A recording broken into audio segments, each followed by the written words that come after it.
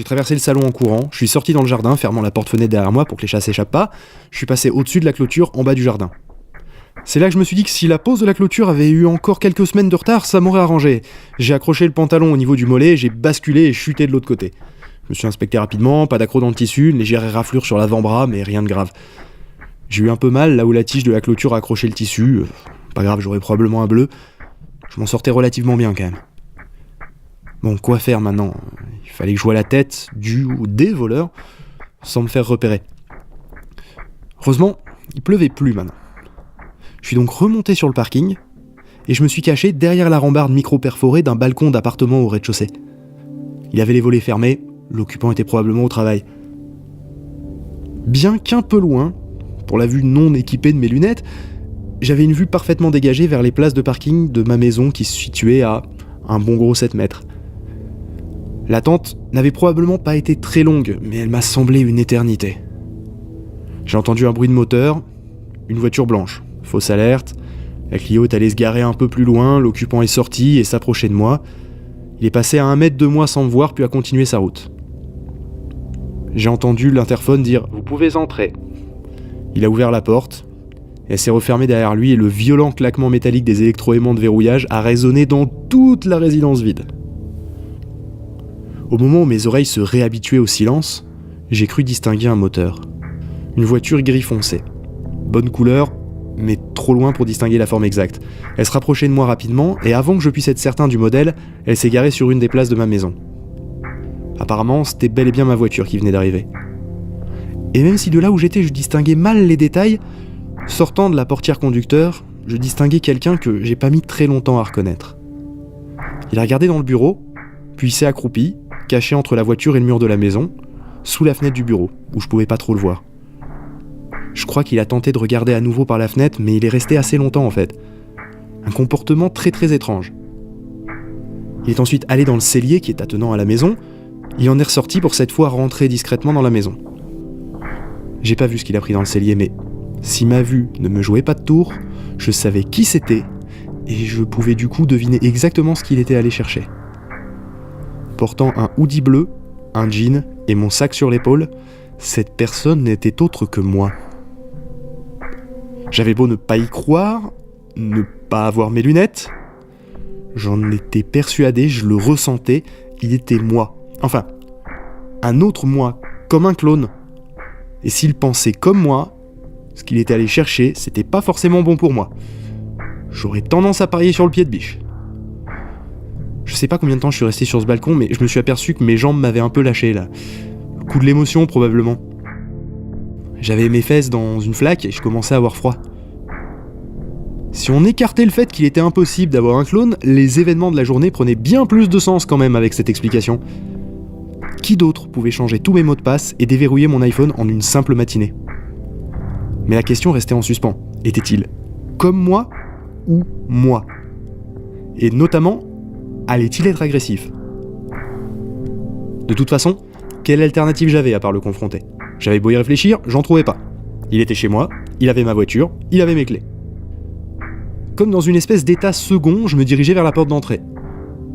Quitte à sonner, je décidais de le faire avec un rythme connu de ma grand-mère et moi. Ça lui donnerait une première indication sur mon identité. Pas de réponse. J'ai entendu des pas derrière la porte. La diplomatie m'est apparue comme la meilleure solution. Me suis adressé à moi comme j'aurais souhaité qu'on le fasse pour moi. Phil ? C'est bien Phil, c'est ça ? Bon, ma voix était pas très assurée. Il y a que le silence qui lui a répondu. Phil, je sais que ça doit te paraître chelou as fuck. Ne panique surtout pas, je vais rentrer. Pas de réaction. J'ai ouvert doucement la porte. La première chose que j'ai vue, c'est sa main droite.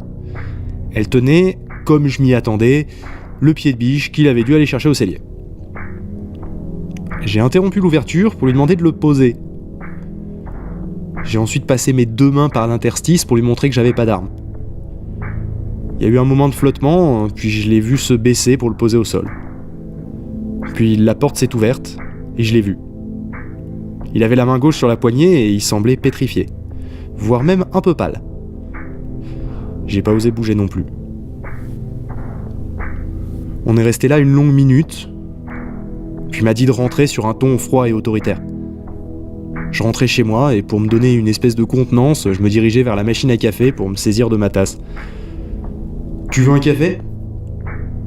Cette phrase, elle m'est venue sans plus de réflexion. L'automatisme d'accueillir quelqu'un chez moi, probablement. Et il a répondu machinalement « oui, s'il te plaît », et il s'est assis à ma place dans mon canapé. Une attitude un peu cavalière pour un invité. Puis après, je me suis rappelé qu'il était chez lui aussi. J'avais décidément du mal avec cette notion. Son café était prêt, je me suis assis à côté de lui et on a bu tous les deux une gorgée. J'ai pris une inspiration avant de me tourner vers lui et on a dit tous les deux en même temps « bon ». Un frisson m'a parcouru le dos, c'était quand même particulièrement dérangeant. Il a enchaîné « en vrai t'es qui ?» Il semblait sincère, je savais pas trop quoi répondre. Maladroitement, j'ai répondu avec mon nom, mon prénom, ma date de naissance et les prénoms des parents. Il était toujours aussi méfiant, il a grommelé, c'est pas suffisant. Il avait pas tort. N'importe qui un peu renseigné pouvait répondre ça. Bon, du coup, je devais corriger le tir. Je sais pas pourquoi, je lui ai confié une situation honteuse de mon passé. Là, j'ai lu la terreur sur son visage. Puis une forme d'agressivité. Comment tu sais ça ? J'ai alors invoqué le rasoir d'Occam, lui expliquant que la solution la plus simple, c'est qu'il soit 2 fois moi, ou que je sois 2 fois lui. Je proposais de chacun poser une question à l'autre, à tour de rôle. Du coup, on a fait une espèce d'interrogatoire mutuel sur des aspects de plus en plus secrets de notre vie privée, que évidemment je révélerai pas. Fallait se rendre à l'évidence, on était identiques en tout point. Est-ce qu'il existe du coup un point de perfection qui ferait que la copie serait égale en nature à l'original ? Au vu du démarrage de la journée, finalement cette situation était bien plus confortable que le vol de toutes mes affaires. Étrange, d'accord, mais pas vraiment horrifique. La pression était retombée un peu, j'avais envie de cloper. J'ai machinalement pris le tabac qu'il avait posé sur la table. Il m'a arrêté, puis s'est ravisé. Je sais pas s'il voulait me le donner ou m'empêcher de le prendre. Je me suis roulé une clope et puis je lui ai filé le nécessaire, il s'est roulé une clope aussi. On a fumé en silence. Enfin, un silence tout relatif quand même, parce qu'il faisait du bruit en inhalant la fumée, un peu comme un asthmatique avec sa ventoline. Il était passif jusqu'à maintenant et puis il s'est soudain comme réveillé. Je te propose d'aller ensemble à Nîmes. On devrait déjà être partis. On aura les 4 heures du trajet pour tirer tout ça au clair et voir comment gérer la situation. Avec toutes ces émotions, j'avais complètement oublié que je devais partir en week-end. Prendre la voiture avec lui qui semblait si méfiant, j'hésitais un instant, c'était presque inquiétant qu'il soit à l'origine de la demande.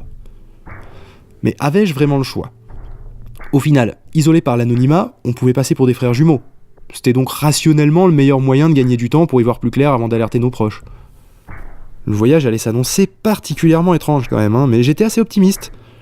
Probablement qu'à 2, on trouvera une solution. Ouais, je suis parfois un peu trop optimiste.